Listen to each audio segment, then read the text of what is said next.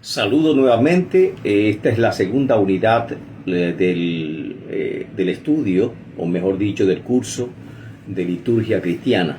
Le damos la bienvenida, por lo tanto, a todos nuestros amados hermanos, amén, compañeros, estudiantes, pastores, ministros de Dios, amén, y todo cristiano en sentido general, amén, a esta segunda unidad de lo que es liturgia de la iglesia.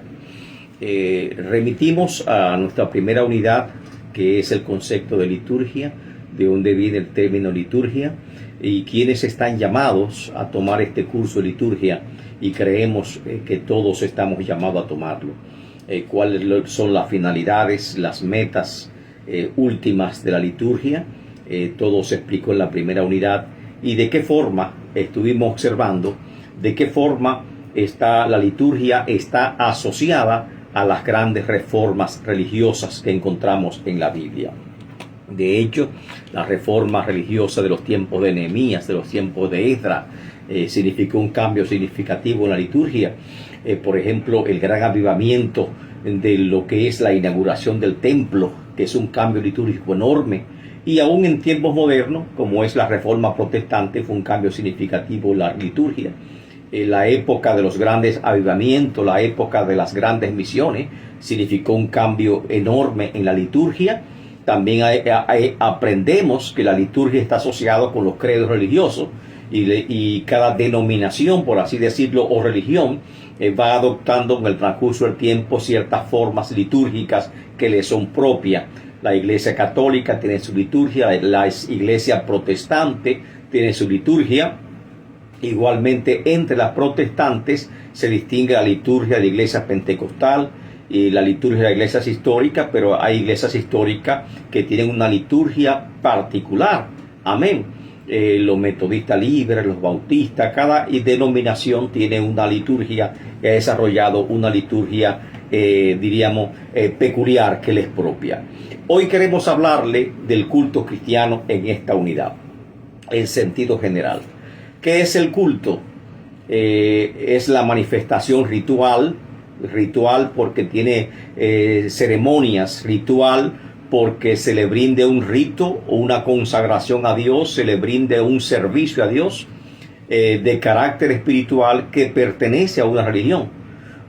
Incluye las ceremonias, incluyen, por lo tanto, el culto, la lectura de los textos sagrado, la música, las oraciones, los ritos. Estos son sacramentos, ceremonias que realiza la iglesia.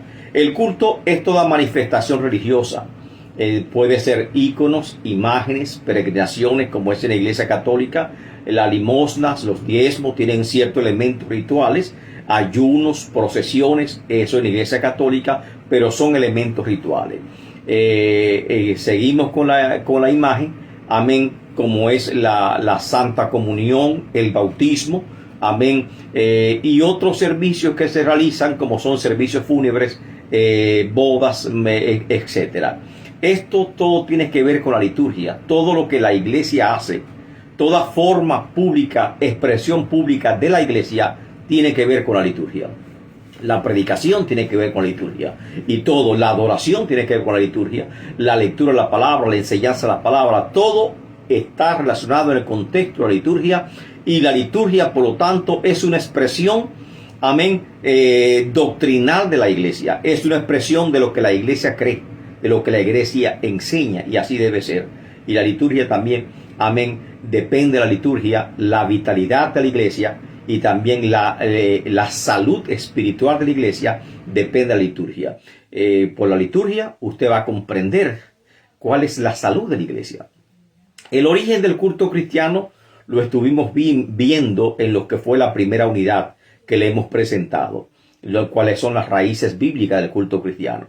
Los tres grandes centros de adoración, que fueron el tabernáculo, el templo y también las sinagogas. Y ahora veremos cómo surge el culto en la iglesia cristiana primitiva y cómo se desarrolla el modelo cúltico de la iglesia cristiana primitiva. Esa evolución del culto El culto, por lo tanto, no ha permanecido estático, inamovible en el tiempo, sino que ha ido evolucionando en el transcurso del tiempo.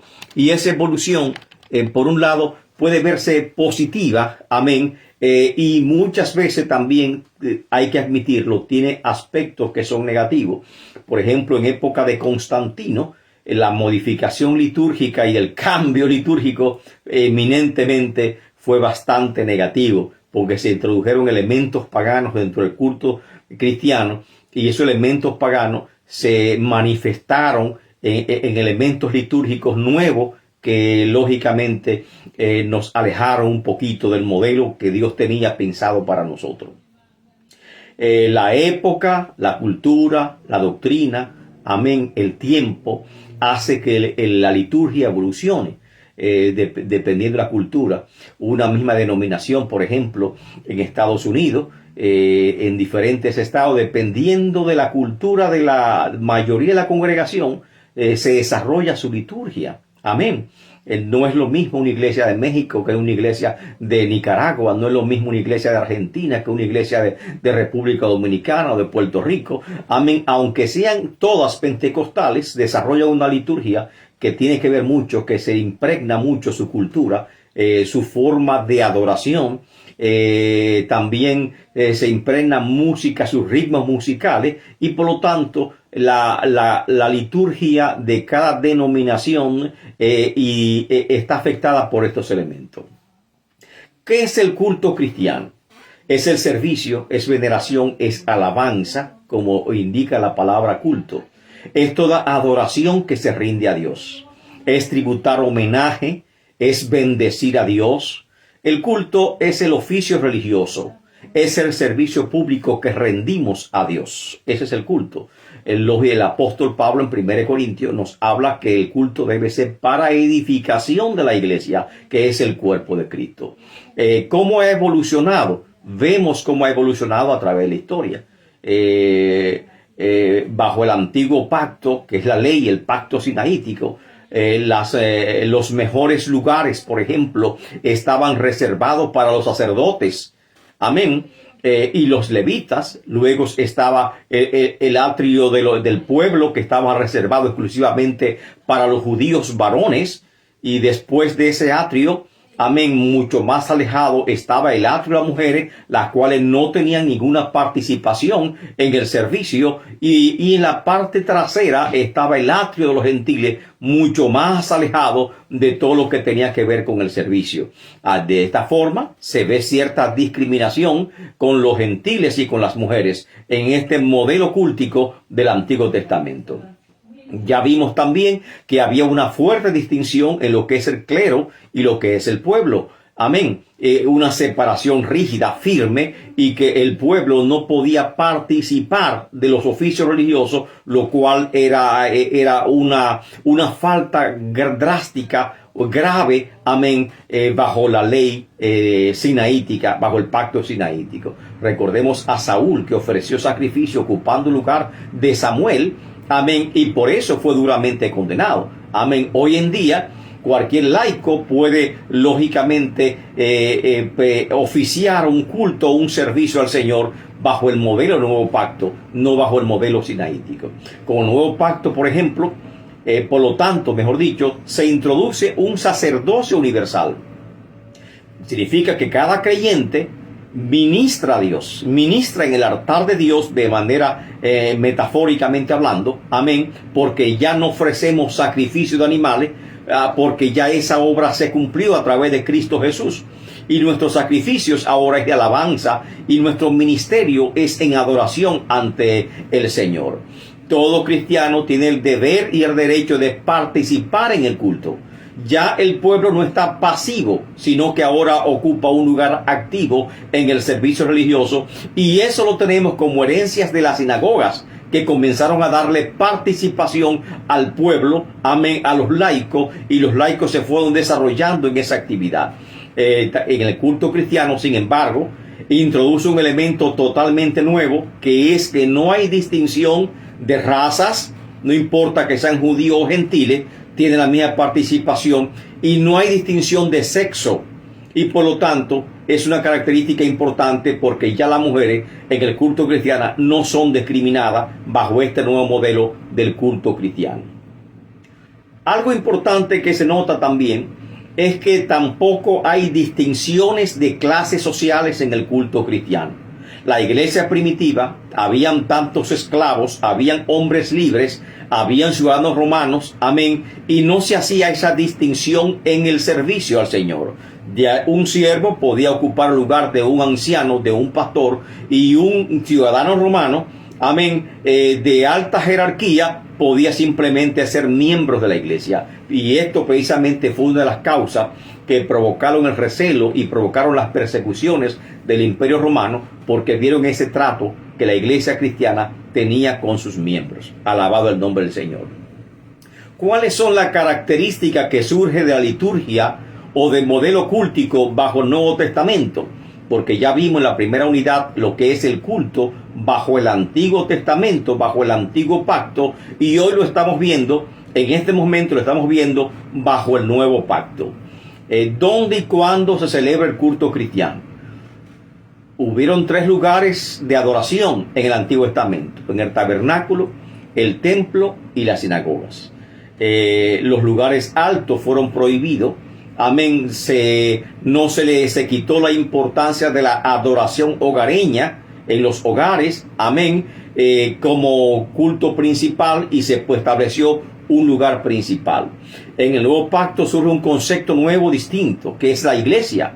Amén. Y esta iglesia viene el término eclesia, que contiene el prefijo ex, que significa fuera. Amén. Y la raíz eclesis, que es llamado. Y por lo tanto el término se puede traducir literalmente como llamados a salir fuera. Este término no es una invención de la iglesia cristiana. Está en la Biblia, Cristo lo utilizó, pero era parte del vocabulario griego.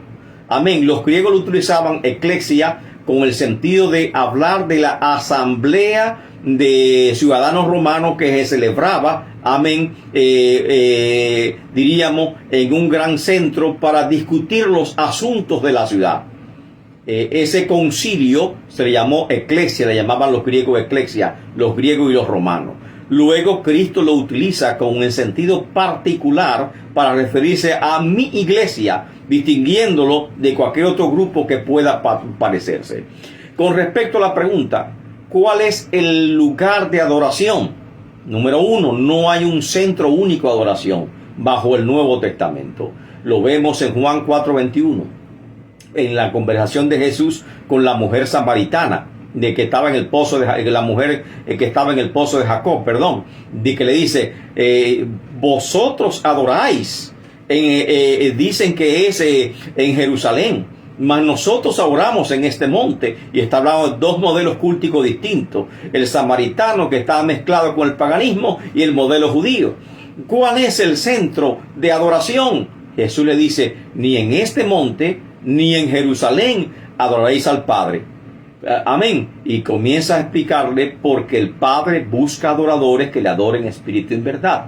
Amén. Y por lo tanto, el centro mismo de adoración lo constituye el corazón de la persona. Nuestro interior es el primer centro de adoración, por así decirlo. Amén. Y es del alma que salen los principales instrumentos de adoración, y de ahí nace la adoración de lo más profundo del corazón, de lo más profundo del alma del ser humano.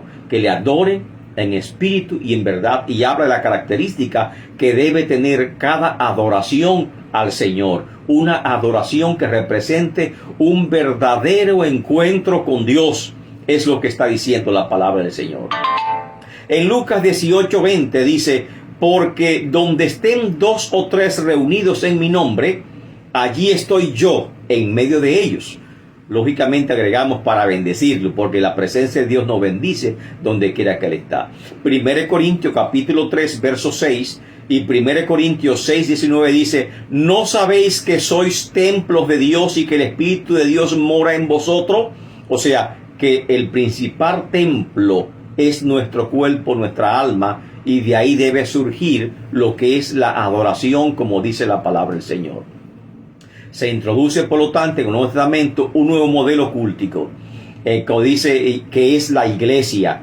Amén. Y en Efesios capítulo 2, versos 20 y 21, dice el apóstol Pablo: edificados sobre el fundamento de los apóstoles y profetas. La iglesia tiene ese fundamento, siendo Jesucristo la piedra principal del ángulo, en quien todo el edificio, compara la iglesia como un edificio, como una estructura, amén, como una casa, bien coordinado, va creciendo para ser el templo santo del Señor. Igualmente, Primera de Pedro 2:9 nos dice: mas vosotros sois linaje escogido, real sacerdocio, nación santa, pueblo adquirido por Dios.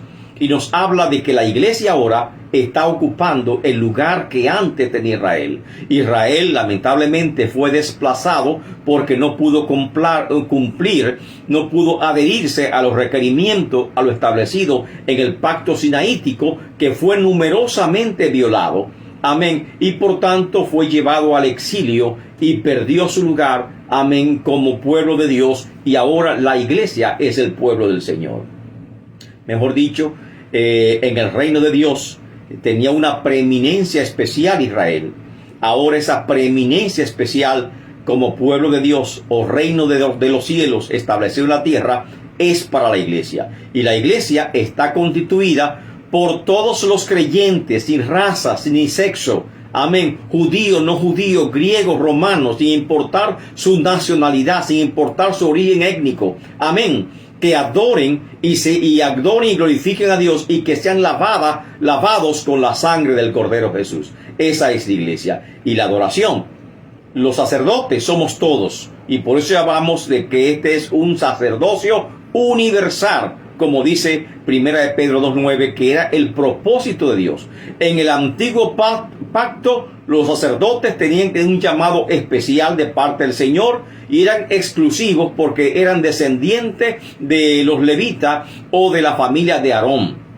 Amén. Pero bajo el nuevo pacto, amén, nos dice la Biblia: vosotros sois todos linaje escogido, todos sois real sacerdocio, nación santa, pueblo adquirido por Dios. Y por lo tanto vemos en el libro de los Hechos que cuando comenzaron la predicación, primeramente que eran laicos, los 12 apóstoles fueron elevados a apóstoles de Cristo, amén, que iban a establecer el reino de Dios en Jerusalén, y estos apóstoles pusieron los fundamentos de la iglesia de Jerusalén, amén, y estaban en la iglesia de Jerusalén. Pero luego estos apóstoles, amén, o además de los apóstoles, se levantaron otros predicadores. Primero fueron los diáconos, entre ellos Felipe, que predicó en Samaria y después predicó en otras comunidades más. Pero también estaba Esteban, que fue un gran predicador. Después se levantó Bernabé, amén, que fue otro gran predicador. Después Dios llamó a Pablo, que fue apóstol de los gentiles. Y hubo muchos, a causa de la persecución que se levantaron, que mientras iban perseguidos, iban yendo por diferentes lugares predicando la palabra de Dios. Y también la Biblia da testimonio de que muchas iglesias se levantaron por predicadores anónimos que fueron fruto del derramamiento del Espíritu Santo en el aposento alto, que cuando regresaron a sus ciudades, ellos testificaban de lo que Dios había hecho en su vida y del cambio drástico que habían tenido a través de su conversión en el aposento alto. Por lo tanto, muchos varones iban predicando por todas partes la palabra de Dios. No se llamaban ni tenían título de evangelistas, ni pastores, ni maestros, ni nada. Simplemente eran predicadores que sintieron el llamado y eran dirigidos por el Espíritu Santo. Recordemos a Apolos, que el apóstol Pablo se encontró con él y los reclutó. A Priscila y Aquila, que el apóstol Pablo los reclutó. Al mismo Timoteo. O sea, son personas que tienen habilidades y que estaban ejerciendo el ministerio, y que el apóstol Pablo los llama para trabajar juntamente con él. Ahora, en el establecimiento del culto cristiano hay características importantes que tenemos que notar. Los primeros creyentes no abandonaron de inmediato el culto judío. En Hechos capítulo 2 verso 46 dice la palabra que los creyentes que se convirtieron a la raíz del primer mensaje del apóstol Pedro en el aposento alto, ellos perseveraban en el partimiento del pan por las casas, y en las oraciones en el templo de Jerusalén. O sea que ellos acudían normalmente al templo de Jerusalén a la hora de la oración matutina, del mediodía y la oración de la tarde. En eso, en Hechos 3:1, el propio Pedro con Andrés fueron al templo y se encontraron con el famoso cojo en la puerta de la hermosa, porque ellos se entendía que eran judíos, y como judíos la iglesia y con los creyentes también se reunían en el templo judío, amén, normalmente. No entendí en ese momento la separación, y los primeros 5 años que se conoce con el nombre de Iglesia Pentecostal, amén, porque fue la iglesia que se levantó del gran avivamiento pentecostal del aposento alto. Estos primeros 5 años no habían miembros gentiles, y por lo tanto ellos se consideraban judíos y así lo entendían. Surge la diferencia gradualmente con el tiempo, gracias al llamamiento primeramente de Pablo, amén, y otros más que predicaron también a los gentiles. Comenzó a sentarse las bases del culto cristiano en esa primera época, amén. Las primeras iglesias se establecieron en los hogares cristianos, amén. Partían el pan en las casas y comían juntos con alegría, y se estableció una gran comunidad cristiana en lo que fue en los barrios de Jerusalén. La primera celebración cristiana fue el Día del Señor o la Santa Cena, y la encontramos en Hechos capítulo 20 verso 7, 1 Corintios 16:2. Así que la Santa Cena, amén, fue la primera celebración cristiana, amén. Lógicamente, aparte de la Santa Cena está lo que es el bautismo y la Santa Cena, las cuales la tenemos como sacramento, y estas dos sacramentos son las primeras bases de lo que es el culto cristiano.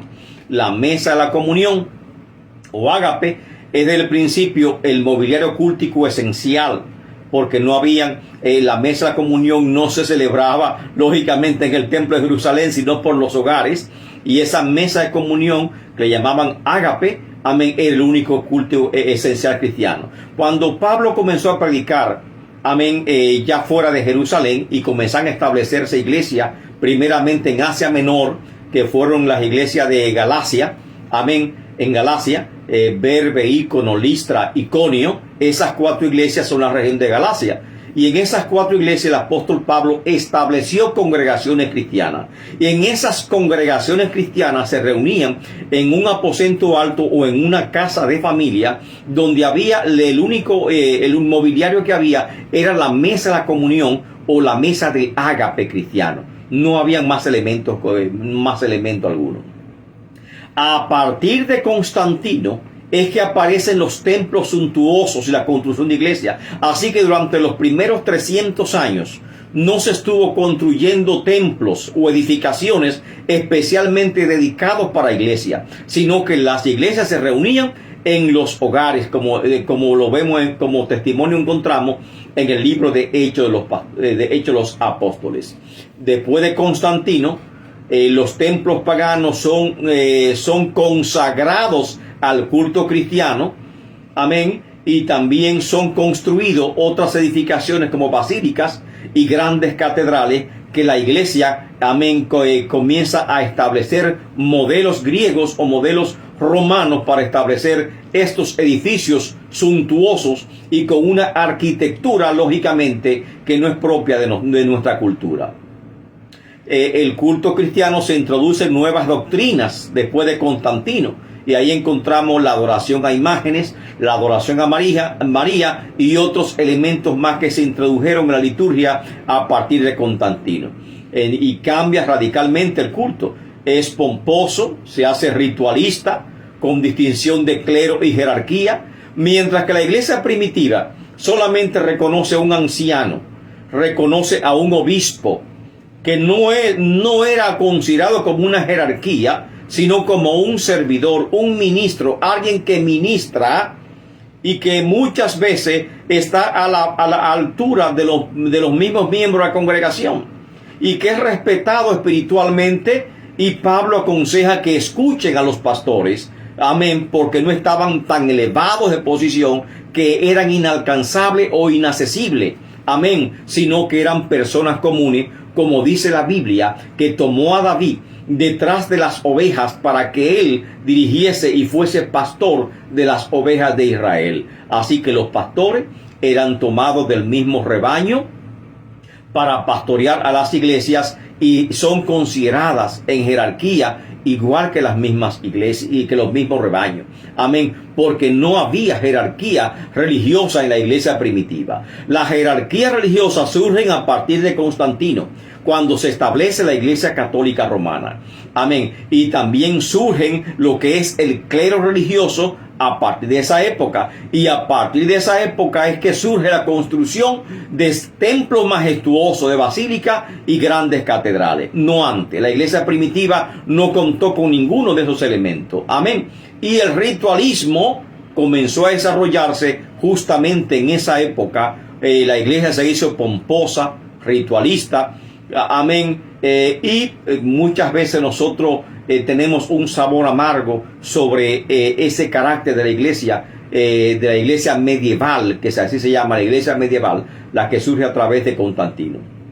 Pero durante todo, amén, la Edad Media surgía estas condiciones. Con la Reforma Protestante hay un cambio radical y se vuelve otra vez a recuperar la sencillez y la centralidad de las escrituras. Sencillez porque ya la iglesia no es pomposa de grandes templos y catedrales. La iglesia es humilde en cualquier son templos humildes ahora, amén, a nivel de capilla, y los mobiliarios son mucho más humildes. Ya no es tan ritualista la iglesia, y sobre todo hay una centralidad de las escrituras, la cual se perdió durante la Edad Media, y que eso fue lamentable. ¿Cuál es la historia y evolución del culto cristiano? Amén. Durante la época patriarcal, el mobiliario esencial era el altar de sacrificio. No había más cosas porque se levantaba un altar y ahí se adoraba a Dios. En el desierto fue el tabernáculo. Amén. Y sus enseres, rico en simbología, lo que constituyó el primer gran centro de adoración. En la época post-exílica surge lo que son las sinagogas, y estas sinagogas siguen del modelo a lo que es la adoración en la iglesia primitiva. Luego seguimos viendo el culto en la Edad Media, amén, que fue totalmente caótico. De la Edad Media o la Edad Medieval, como se conoce, es que surgen las grandes catedrales, surgen un clero eclesiástico, cambios radicales en la liturgia de la iglesia, se introducen elementos paganos en la liturgia de la iglesia, y estos cambios son drásticos, amén, después de Constantino. Pero la Reforma significó grandes avances. En la época medieval se entró el formalismo o liturgias fijas. En la época medieval entró en la uniformidad, esquemas fijos establecidos, una liturgia en latín, un patrón establecido, los rezos, y en cualquier parte del mundo usted entrara a una iglesia, no había distinción cultural, era prácticamente lo mismo. Los servicios eran en latín, la misma lengua, los mismos ritos, todo. Es como aquí en Estados Unidos, usted entra a un estado a Walmart, y es como yo entrar a Walmart acá en Miami. Si voy a Georgia, lo mismo. Si voy a North Carolina, lo mismo. Si voy a New Jersey, lo mismo. En cualquier pueblo o estado de la nación que yo entre a un Walmart, parece como una cadena nacional. Y efectivamente, la iglesia era una gran cadena internacional, y esas formas fijas, ese uniformismo que imperaba en la iglesia, ese esquema que imperaba en la iglesia, y el modelo de templo también, todo fijo, parecía como una gran cadena. Amén. Entró el tradicionalismo en esa época, tradiciones fijas, tradición de la iglesia, amén, la adoración de los santos, la adoración a la Virgen María, y eso es tradicionalismo que entró en la iglesia. Y también el sacramentalismo. Todo era sagrado. Amén. No solamente los 2 sacramentos, sino que habían como 8 o no sé cuántos sacramentos habían en la iglesia. Y el clérigo, la división del clero en jerarquía, esto fue otro factor que entró durante la Edad Media, que representó un cambio drástico y sustancial.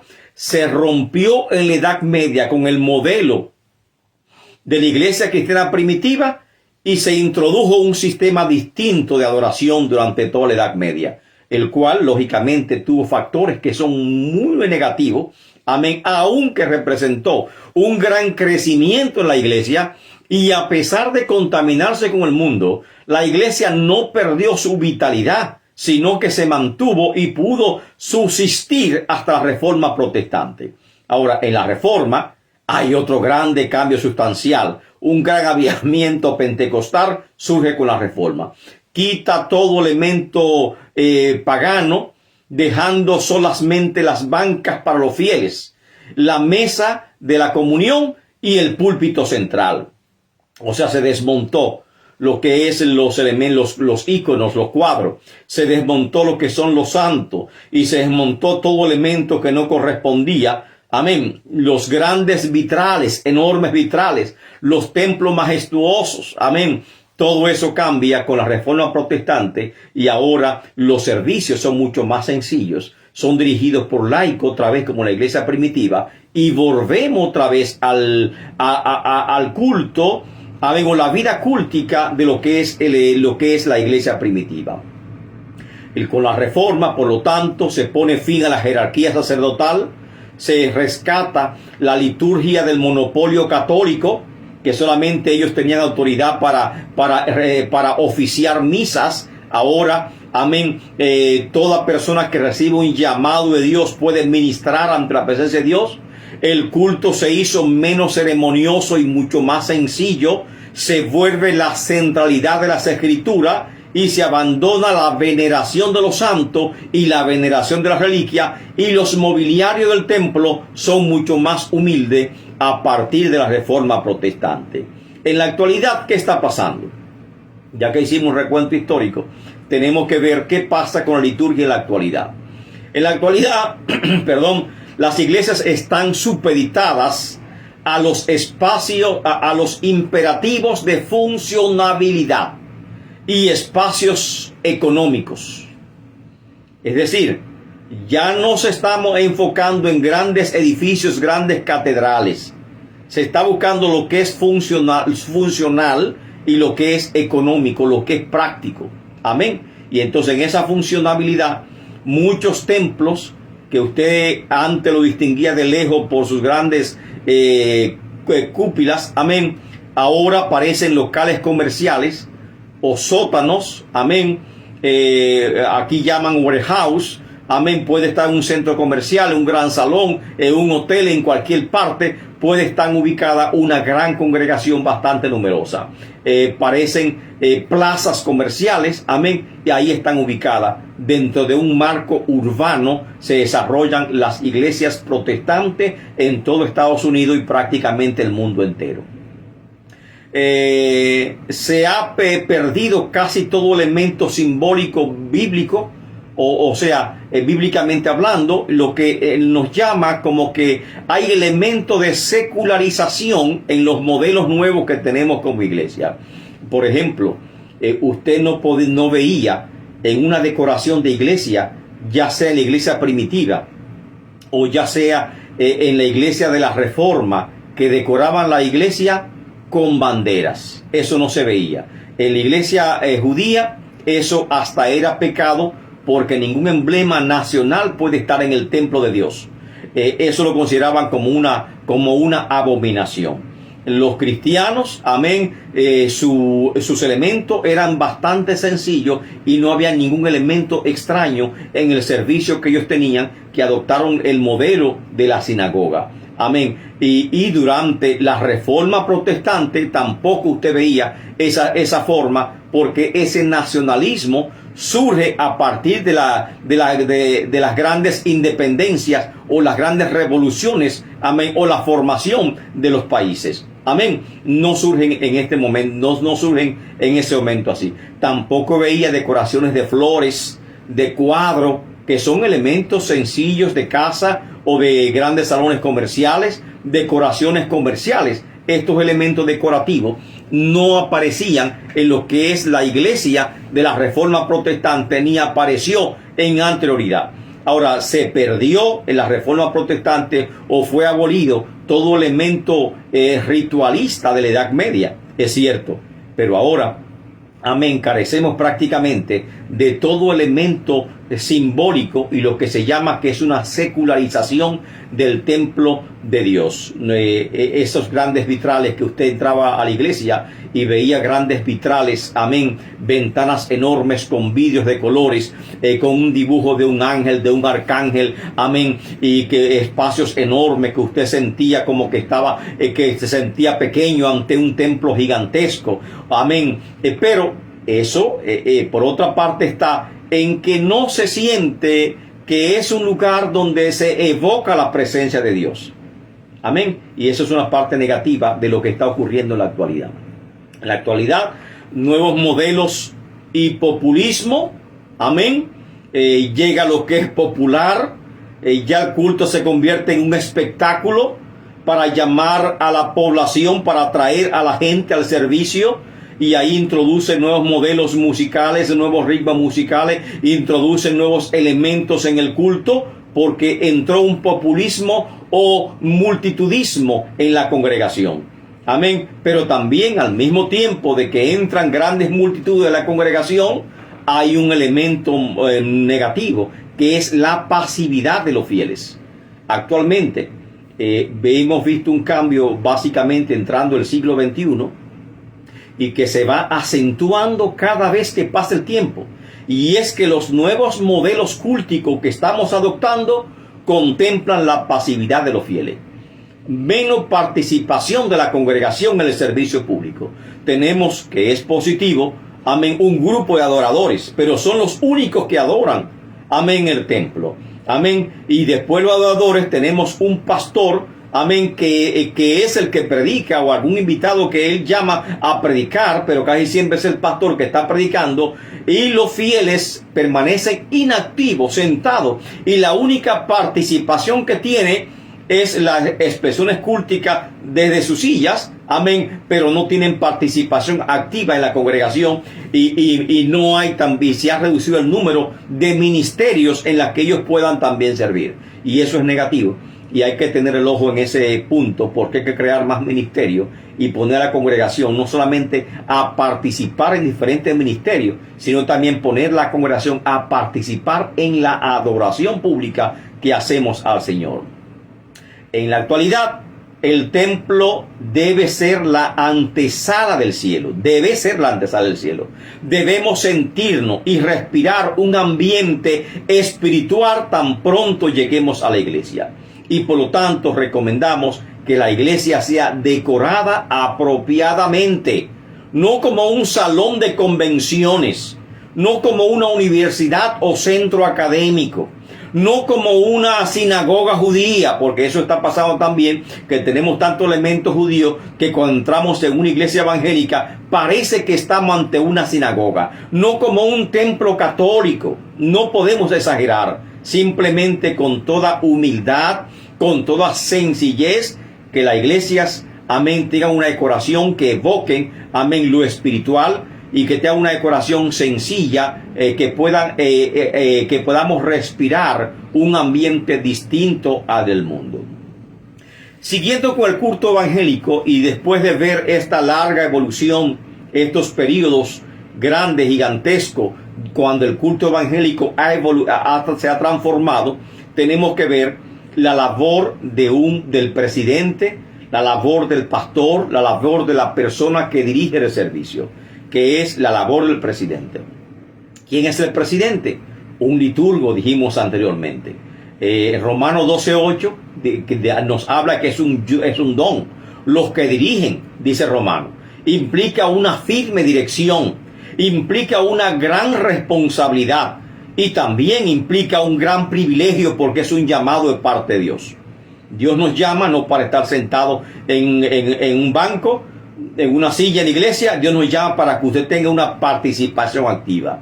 Activa en la adoración, activa en el ministerio, como la iglesia primitiva, así también nosotros ahora. El modelo nuestro es la iglesia primitiva, que trataron los reformadores de copiar, pero que ha venido perdiéndose con el tiempo. Amén. Y que nosotros tenemos lógicamente que verlo, recuperarlo a través del libro de Hechos de los Apóstoles.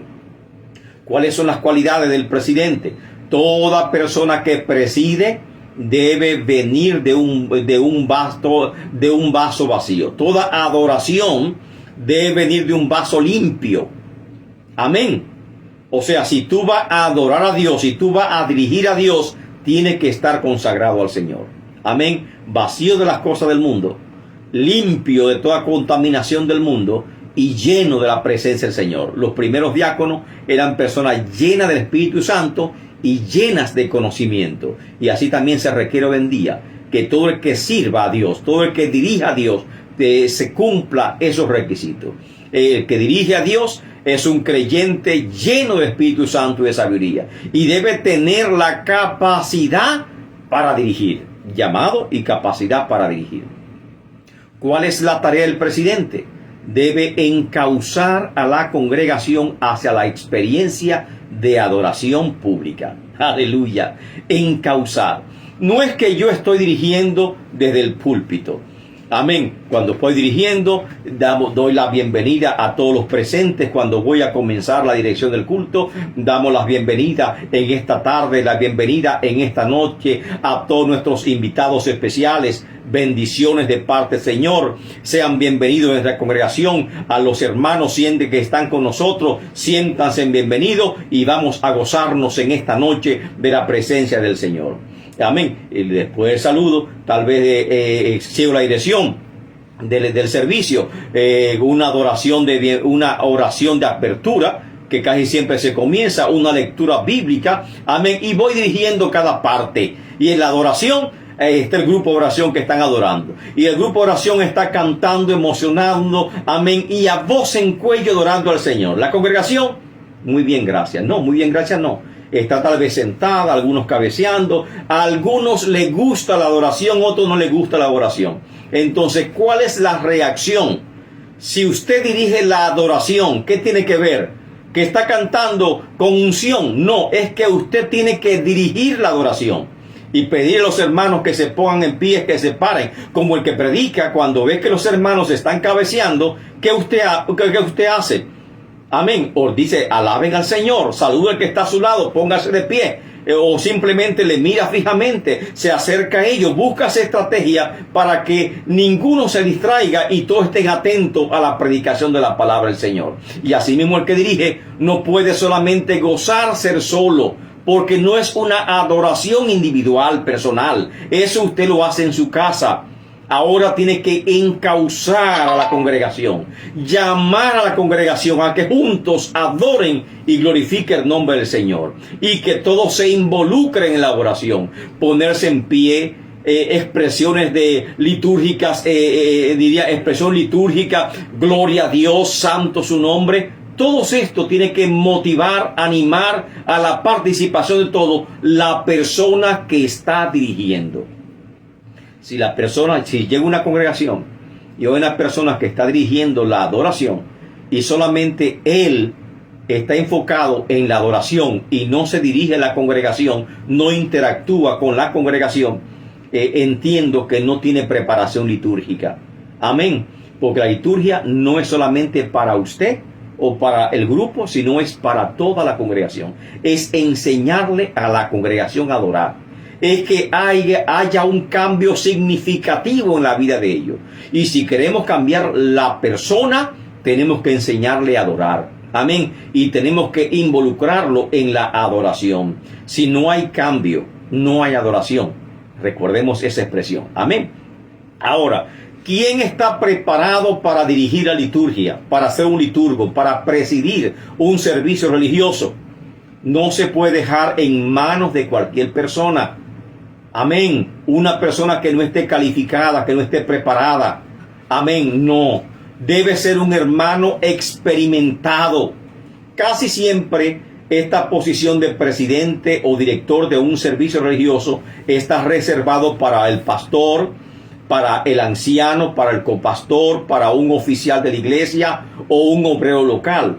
pero también se reserva para presidentes de sociedades, amén, que también dirigen días especiales, y se reserva para algunos hermanos experimentados de la congregación que saben de servicio y pueden dirigir un servicio.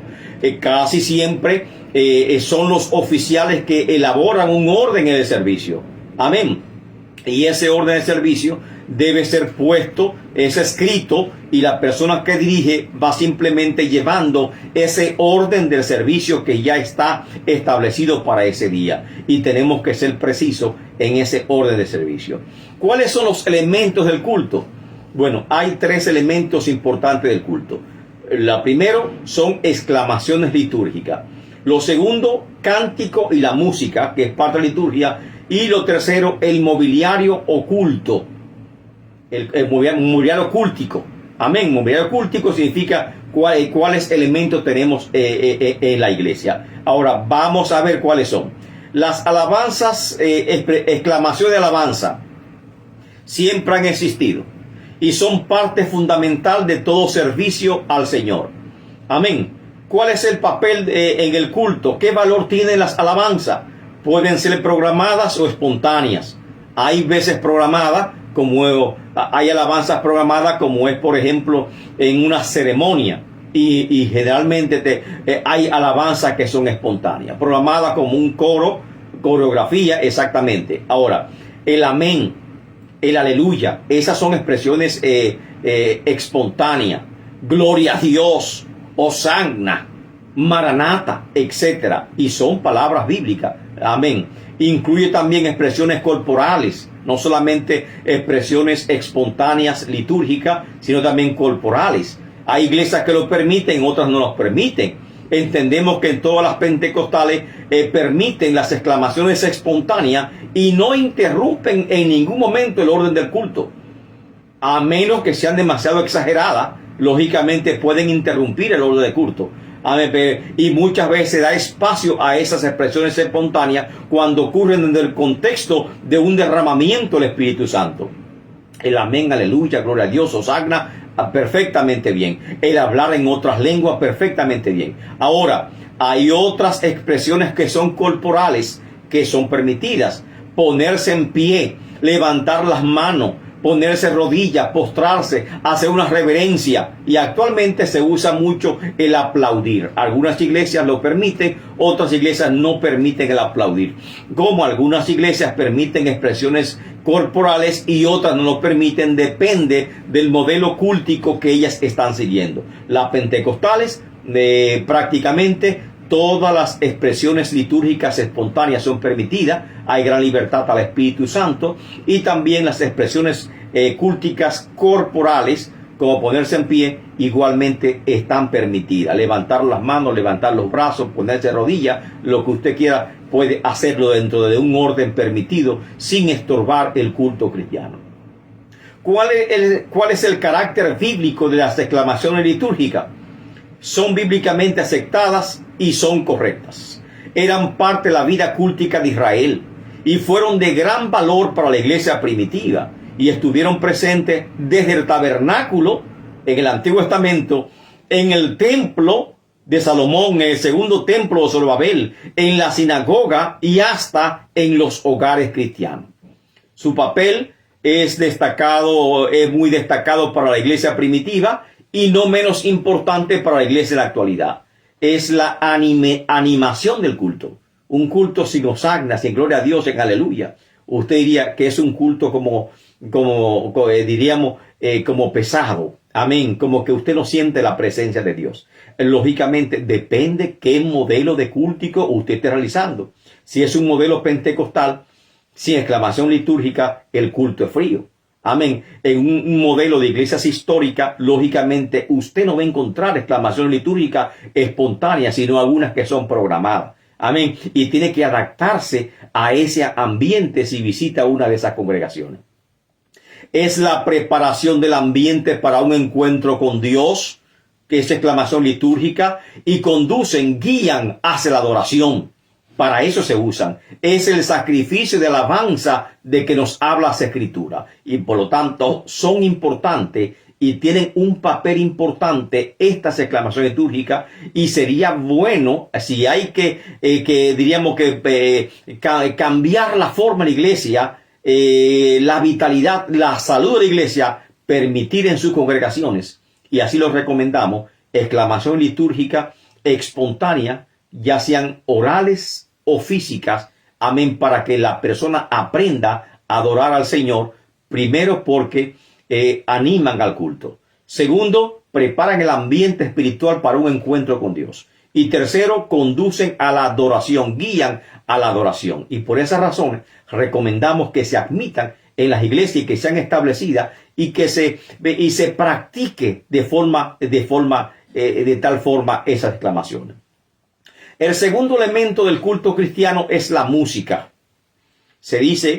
Generalmente se dice que la música puede levantar una iglesia y puede hacerla caer, o sea, permitir que se estanque la iglesia. De hecho, después de la reforma protestante, gracias a las reformas de los himnos de Carlos Wesley, amén, la iglesia vino con un gran avivamiento espiritual, amén, por el cambio litúrgico que significó la música en la iglesia cristiana, en la iglesia protestante. Lógicamente que también la música trae temas que son un poquito diríamos espinoso, por así decirlo. Espinoso porque tiene ciertos peligros o ciertos detalles que muchos aceptan y otros no. Sabemos primeramente que la música es cultural, depende de cada cultura, de cada pueblo, y cada pueblo tiene ciertos ritmos musicales. Eso lo sabemos. Amén. En el Antiguo Testamento se entendía que la música que se escuchaba eran los cantos de los salmos, la música llana. Amén. Que era la música llana. Luego se desarrollaron otros tipos de música con el transcurso del tiempo. Hoy en día entran en disputa temas como la música rock, la música pop, la rumba, el reggaetón, el reggae, la música metálica, amén, la música electrónica, la música country, amén, si pueden o no usarse dentro de la iglesia, amén, y otros ritmos más. Queremos referirnos a lo que es tradicional. En sentido general, aparte de esa discusión, porque entendemos que por principio tenemos que tomar lo que es la música sacra. La música sacra es distinta para diferentes pueblos, diferentes culturas, pero hay un patrón general. Es como la forma de vestir. Amén. Hay ciertas normas generales que establecen la forma de vestir. La modestia, amén, que vestir con honestidad, no exhibir el cuerpo, etcétera, etcétera. Y asimismo con los ritmos musicales se establecen ciertos parámetros. Amén. Y esos ritmos musicales que entran de esos parámetros pueden usarse lógicamente para alabar y glorificar el nombre del Señor. Cuando salen de esos parámetros que son fiesta a la carne, fiesta al pecado, fiesta a la droga, y que están asociados con esas actividades, nosotros no queremos asociarnos con esos ritmos musicales porque contaminan el culto cristiano y van a contaminar la naturaleza de lo que estamos haciendo, que es adorar y glorificar el nombre del Señor. La música desde siempre acompaña al hombre. En Job 38:7, amén, vemos también que desde la creación misma hay música e instrumentos musicales. Cuando se creó el ángel que hoy llamamos Luzbel, amén, dice que hubo cánticos en el cielo, en la creación de esa criatura. Amén. Existió en el Edén cántico, perfecto, lo dice la Biblia. Ha existido desde el inicio mismo en la humanidad. Ezequiel 28:13 nos habla también de esa música que existió en el principio de la humanidad y que está asociada con la adoración celestial.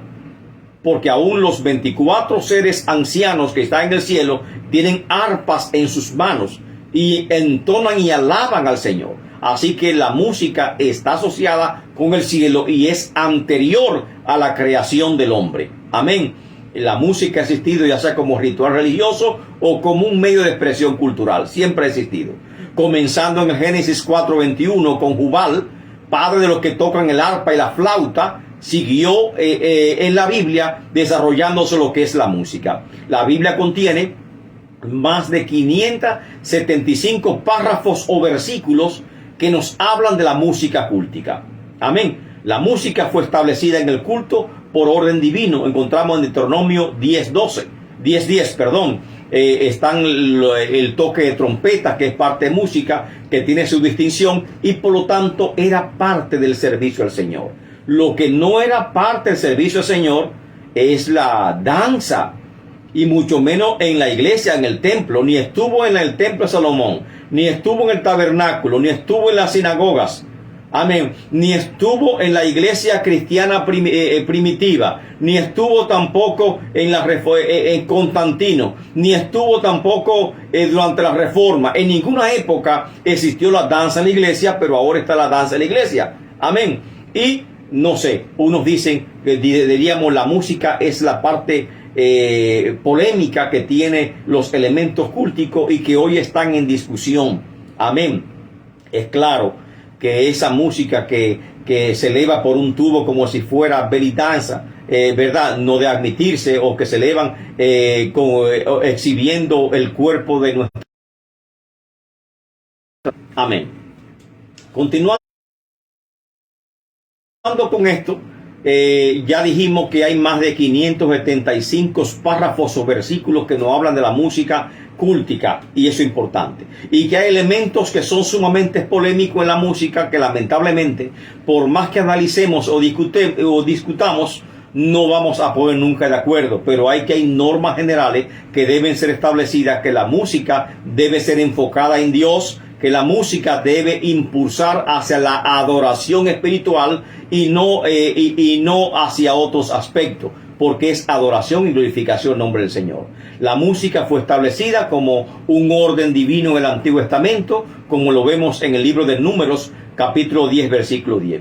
Preeminencia de la música. La música formaba parte de la vida cotidiana del pueblo de Israel.